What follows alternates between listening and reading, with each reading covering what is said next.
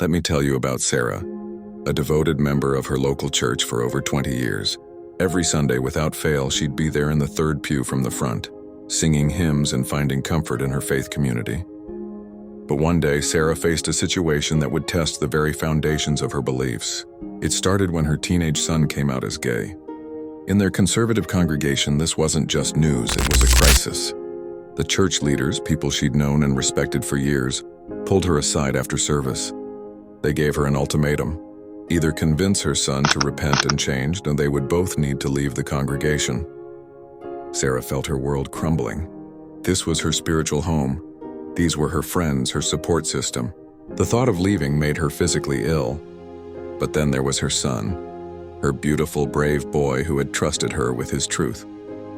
The same son she'd taught to be honest, to be authentic, to stand up for what's right. For weeks, she wrestled with this impossible choice. She prayed harder than she'd ever prayed before. She lost sleep, lost appetite, but gained something unexpected: clarity. Sarah realized that her faith had always taught her that love was the highest calling. And what kind of love would it be to reject her own child?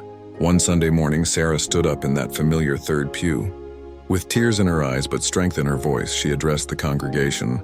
She told them that her God was a God of love and she would choose love always.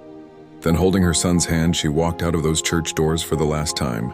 But here's the beautiful twist: Sarah didn't lose her faith. Instead, she found a new congregation, one that welcomed both her and her son with open arms. Sometimes, she reflects, the hardest decisions lead us to exactly where we need to be. Her choice wasn't just about standing by her son. It was about standing up for what she truly believed was right. And that's how Sarah learned that sometimes the most faithful thing you can do is follow your heart, even when it leads you down an unexpected path.